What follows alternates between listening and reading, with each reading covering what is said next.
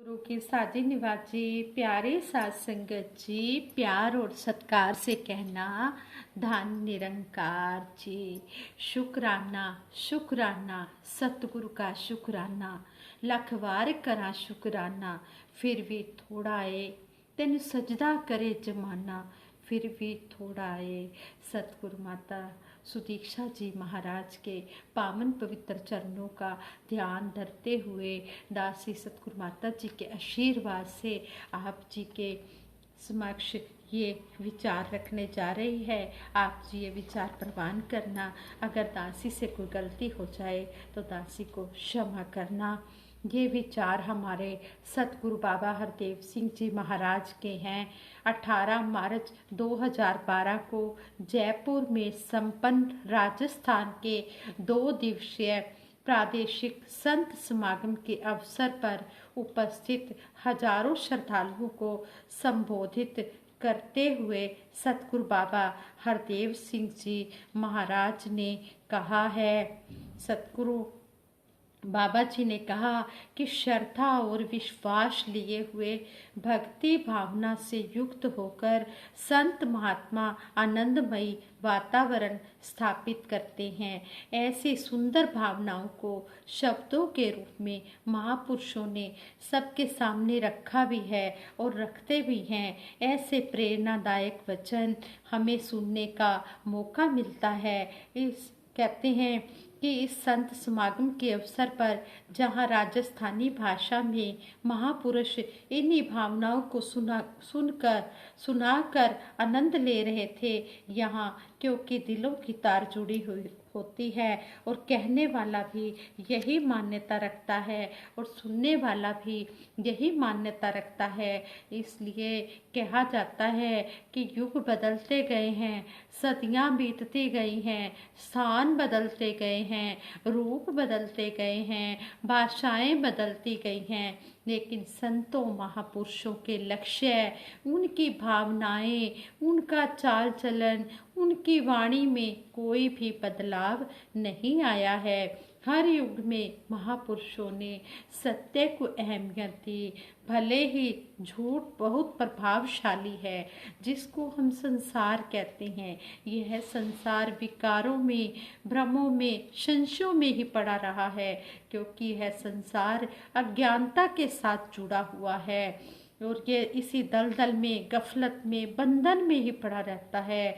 इसी प्रभाव के जीवन के सफर को तय करता रहता है। लेकिन संतों महापुरुषों ने जहाँ डूबना लिखा है, उनके बारे में वहाँ तरना भी लिखा है और तरना किसके हिस्से में आता है वो भी बता दिया गया कि तर्यो ब्रह्म ज्ञानी, कि जो इस सच्चाई को जान लेते हैं वो भवसागर में डूबते नहीं हैं, वो पार उतर जाते हैं। केवल आप ही नहीं पार उतरते, वो औरों को भी डूबने से बचा लेते हैं, उनको भी इस नाव में बिठा देते हैं, इस अज्ञानता के अंधकार को दूर कर देते हैं। ज्ञान के उजाले से अंधकार के कारण जो मंजिल से दूर होते जा रहे थे, अब ऐसा ज्ञान उजाला ब्रह्म ज्ञानियों ने कर दिया कि अब भटकन कैसी, अब किस प्रकार से हम मंजिल से दूर हो सकते हैं, क्योंकि वो उजाला ऐसा है कि मंजिल पर लाकर खड़ा कर देता है। लेकिन क्या हर किसी ने वो कदम उठाए? क्या हर कोई उस मंजिल तक पहुंचा? क्या हर किसी ने अपनी आत्मा को मुक्ति प्रदान की? क्या हर कोई आवागमन के बंधन से मुक्ति पा गया? नहीं, हर किसी के हिस्से में ये बात नहीं आई। केवल उन्हीं के हिस्से में ये बात आई जिन्होंने महापुरुषों के वचनों को सुन के उस पर अमल किया और वो कदम उठा लिए, तो उन्हीं के हिस्से में ये लोक और परलोक का संवरना आ गया। वरना तो इंसान अमोलक जन्म को गंवाते आए हैं। सतयुग, जिनको हम सबसे अच्छा, सबसे महत्वपूर्ण युग मानते हैं, सतयुग में भी भगत प्रहलाद ऊंचाइयों को छूता है, लेकिन उसी का ही पिता जिसने जन्म दिया है हिरण्यकश्यप, अब युग तो महान है, तो इसका मतलब उस युग में हर किसी का कल्याण, हर कोई प्रेमा भक्ति कर रहा है, हर कोई सच्चाई के साथ इस परमात्मा को कदम कदम पर विशेषता दे रहा है। लेकिन उसी युग में हिरण्यकश्यप प्रभु का गुणगान सुनने को भी तैयार नहीं था। किसी और की जुबान बंद करे तो करे, अपने बेटे की ही जुबान बंद कर रहा है, और इतनी अति कि अपने बेटे को पहाड़ों से गिरा देना है, तपते खंबे से जला देना है, और अपनी बहन होलिका का सहारा लेकर उसको चिता में जलाने की तैयारी कर रहा है। कहते हैं कि जब होली का त्योहार आता है, जहाँ होलिका का खुद दहन हो जाता है और भगत प्रहलाद अपने स्थान पर उसी तरह से कायम रहता है। युग तो वही महान युग था, लेकिन हिरण्यकश्यप की आंखें बंद थी, उसकी बुद्धि उल्टी हुई पड़ी है, वो भ्रम में जी रहा है। बेटा कह रहा है कि जल भी राम थल भी राम, और हिरण्यकश्यप कह रहा है जल भी हिरण्यकश्यप थल भी हिरण्यकश्यप, मैं ना दिन में मरूं ना मैं रात में मरूं, ना मुझे कोई आदमी मारे ना जानवर के हाथों मरूं, ना आसमान पर मरूं ना जमीन पर मरूं। तो उसकी मान्यता यानी कि मैं ही मैं, यह प्रभु तो कहीं है ही नहीं, तो भक्ति तो दूर की बात, और भक्तों को मैं क्या समझता हूँ। ये बातें हिरण्यकश्यप कह रहा है कि भक्ति तो है ही नहीं। तो ये सतयुग की बात, और यही बात त्रेता युग में भी घटित होती है। वहाँ मिल जाते हैं शबरी का रूप, हनुमान जी का रूप, और दूसरी तरफ रावण और अनेकों राक्षस प्रवृत्ति वाले, उनको तो आज तक दुत्कारा जा रहा है। वो त्रेता युग था। भगवान राम खुद शरीर रूप में भी मौजूद थे, ये नहीं कि शरीर नहीं था, उस समय खुद मौजूदगी नहीं थी। उनके होते हुए भी उनके साथ कैसे व्यवहार किए जा रहे थे। इतना अहंकार, इतनी कठोरता, इतनी कटुता, और जानते हुए भी मंथरा अपनी चाल चल रही है कि कई का इस्तेमाल कर रही है। भगवान को वनों में जाने के लिए मजबूर किया जा रहा है, एक हफ्ते के लिए नहीं, एक महीने के लिए नहीं, एक वर्ष के लिए नहीं, 14 वर्ष के लिए। तो हर युग में हमें वो रूप भी देखने को मिलते आ रहे हैं। अगर द्वापर युग का जिक्र करते हैं तो जहाँ भगवान श्री कृष्ण जी हैं, जहाँ वो अर्जुन को कुरुक्षेत्र के मैदान में गीता का अमर संदेश दे रहे हैं, ज्ञान चक्षु प्रदान कर रहे हैं, भ्रमों को दूर करके सच्चाई दिखा रहे हैं, और वहाँ पर ही कंस और अनेकों ऐसे रूप भी द्वापर का हिस्सा। और कलयुग की तो बात हम करें क्या, कितने कितने एग्जाम्पल, जुल्मों सितम, कितने कितने लोग मुनकर होते जा रहे हैं इस सच्चाई से, नेकी से, अच्छाई से, प्रेम से। इसलिए नफरत और कठोरता से युक्त होकर विचरण करते आए हैं। हजरत ईसा मसीह जी को सूली पर लटकाते हैं, हजरत मोहम्मद साहब को मारने की कोशिश करते हैं। इसी तरह से जुल्म होते हैं सच्चा पातशाह, पहले पातशाह श्री गुरु नानक देव जी महाराज के ऊपर, और 10 रूप जो आए, ऐसे कठोरता वाले लोगों ने उनके ऊपर जुल्म किए, जो लगातार यह सिलसिला चलता आ रहा है, जो उज्जवल रूप है, उजाले से भरपूर है, जिन्होंने इस ईश्वर को जीवन में अपना लिया, इसको असली रूप में जानकर अपना आधार बना लिया, और फिर इसी के एहसास के साथ, इसी के रंग में रंगे हुए इस जीवन के सफर को तय करते आए। उनकी भी महिमा अपरंपार है, परमात्मा के समान उनकी महिमा अपरंपार है। निबेड़ा हुआ राम के रूप में, यानी कि एक प्रभु का ही रूप हो गए। कहते हैं कि अभिमान करने वाले, नफरत करने वाले, दानवीय प्रवृत्ति से युक्त होकर शैतानी चाल चलने वाले, मायावी खेल खेलने वाले, दुनिया और दुनियादारी को विशेषता देने वाले, अमानत में खयानत करने वाले, पोषण के बजाय शोषण करने वाले, बसे हुए घरों को उजाड़ने वाले, चलते हुए इंसान को गिराने वाले, डुबाने वाले, जख्म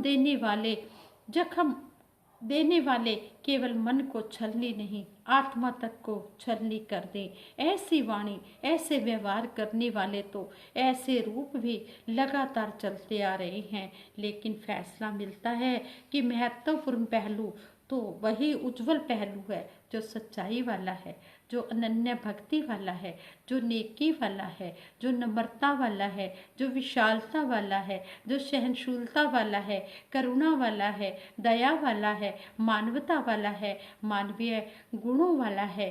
हमने चयन करना है, चुनाव करना है कि तुमने प्रेरणा किससे लेनी है, तूने अपने मन को कौन सी दिशा देनी है, तूने इस मन रूपी पात्र में किस वस्तु को डालना है, गंदगी को डालना है या सुंदरता को डालना है, अमृत से भरना है या जहर से भरना है, रावण वाली प्रवृत्ति से युक्त होना है या राम वाली प्रवृत्ति से युक्त होना है। तूने इस मन को कबीर बनाना है, दयालुता से भरना है, तूने इस मन को क्रूर बनाना है, कठोर बनाना है, क्या बनाना है, ये अब तुझ पर निर्भर करता है। अब ये इंसान, ये तूने चयन करना है, तूने विचारना है। और ये हर इंसान पर बातें लागू होती हैं।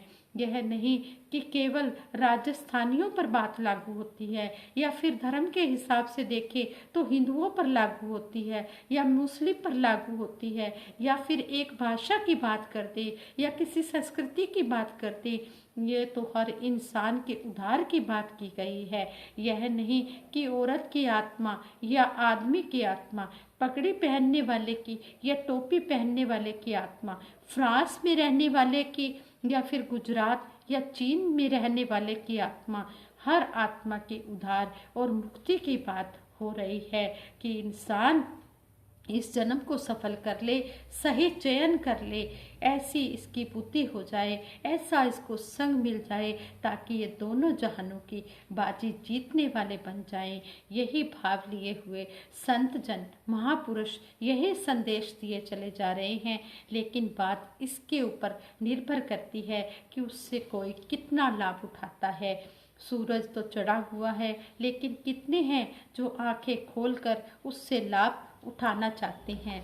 जैसे शायर का वो शेर भी है, पूर्ण नूर जिंदगी की सहर खो रहे हैं लोग, सूरज चढ़ा हुआ है मगर सो रहे हैं लोग, रोशनी का लाभ उठाया ही नहीं, सोए रहे। कहने का भाव यही है कि अवसर का जो लाभ उठाते हैं वही सूझवान हुआ करते हैं। जब सही समय होता है खेती करने के लिए, उस समय किसान परवाह न करे, गफलत की नींद में ही सोया रहे, ना बीज डाले, न सिंचाई करे, ना उस जमीन को तैयार करे, तो फिर भी कुछ भी नहीं अगर करता, वो मौसम जब निकल गया तब उम्मीद करे वो किसान कि मुझे फसल प्राप्त हो जाए, तो वह फसल कहाँ पर प्राप्त होगी, क्योंकि समय तो चूक गया, हाथों से निकल गया। उस वक़्त तो कोई एहसास नहीं किया। महापुरुष इसीलिए बार बार ये एहसास कराते हैं कि इंसान, ये समय हाथों से निकलता जा रहा है, ये समय मालिक ने दिया है, ये संवार सकता है, ये बिगाड़ भी सकता है, इससे तो 84 लाख योनियों से मुक्ति भी पा सकता है। जैसे 4 दिनों की चांदनी जो जीवन की लीला है, इसको महत्ता देनी है या फिर अमर पद को प्राप्त करना है। फरीदा 4 गवाया हंड के, 4 गवाया सम, लेखा रब मंगेसिया, तू आहो कम, तू आहो ओहो के कम। एहसास तो कर कि तू खाक का पुतला है, ये तेरी जीवन लीला इसी तरह से चलती नहीं जाएगी, इसे कहीं पर रुक जाना है और ये किसी ने बताना नहीं है। अचानक ही श्वासों की ये लड़ी टूट जानी है, श्वासों का क्या भरोसा, रुक जाए चलते चलते। ये श्वासों की लड़ी कब टूट जानी है, कुछ भी भरोसा नहीं है। फिर तू क्या करेगा, फिर तू क्या सत्य की प्राप्ति करेगा, फिर तू क्या भलाई वाले काम करेगा, फिर क्या तू अपना बिगड़ा हुआ स्वार पाएगा। अब तो वो मौका ही चला गया। जैसे कहने वालों ने कहा है कि let thy vice die before thee, कि अपने विकारों को मार दो जीवन जीते हुए। एक विकार होते हैं, एक सुंदर संस्कार होते हैं। मरना तो है, लेकिन मरने से पहले अपने विकारों को मार दो, अपनी भावनाओं, अपनी संकीर्णताओं को मार दो।